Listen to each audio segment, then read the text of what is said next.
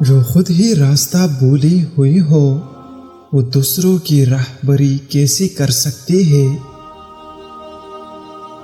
خواب دیدہ دل کو بیدار کیا جا سکتا ہے، لیکن مردہ دل کو بیدار کرنا نہایت ہی مشکل ہے۔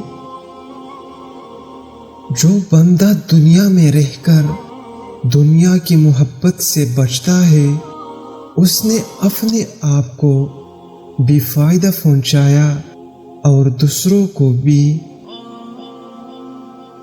جس دن عارف پر خوف کا غلبہ ہوتا ہے اسی دن عارف پر حکمت و عبرت کی در کھل جاتی ہیں۔ درویشوں کی 400 مقامات ہیں جن میں سب سے ادنا مقام یہ ہے کہ اگر دنیا کی پوری دولت بھی ان کو حاصل ہو جائے اور تمام اہل دنیا ان کی دولت کو استعمال کرے جب بھی انہیں دن کی کہانی کی فکر نہ ہو۔ جس نے اللہ کی پاکیزگی کو پا لیا وہ مراتب میں اس بندی سے بڑھ جاتا ہے جس کو خدا کی رحمت و معرفت نے سہارا دیا ہو۔ ہیبت الہی قلب کو گلاتی ہے اور آتش محبت جان کو پگھلاتی ہے اور شوق نفس کو پناہ کرتا ہے۔ دنیا محبت کا اور آخرت نعمت کا مکان ہے، لیکن ان دونوں سے قلب بہتر ہے کیونکہ یہ معرفت الہی کا مکان ہے۔ اگر یہ بات سچ ہے کہ تمہارے دل آتش شوق میں جل رہے ہیں تو تمہارے آنکھوں سے آنسو روا کیوں نہیں ہوتے؟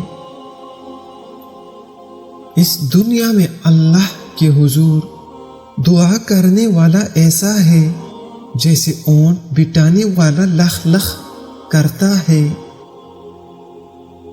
صوفیہ وہی ہے جو دنیا میں اسی طرح زندگی گزارے جیسے دنیا میں آنے سے پہلے تھے۔ روٹی کھاتے ہوئے اور نیند کے دوران چینج آ جائے تو سمجھ جائیے آپ دولت سے مالا مال ہونے والے ہو۔ وہ سانس جو خدا کے لیے ہو تمام عالم کے عابدین کی عبادت سے فزو تر ہے۔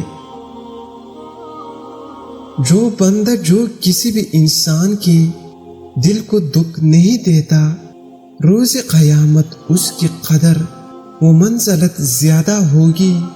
غصے کو پی جانے سے بہتر ہے کہ معاف کر دو۔ اگر ایسا نہ کرو گے تو ہو سکتا ہے تیرا دل میں کینہ جل پکڑ لے۔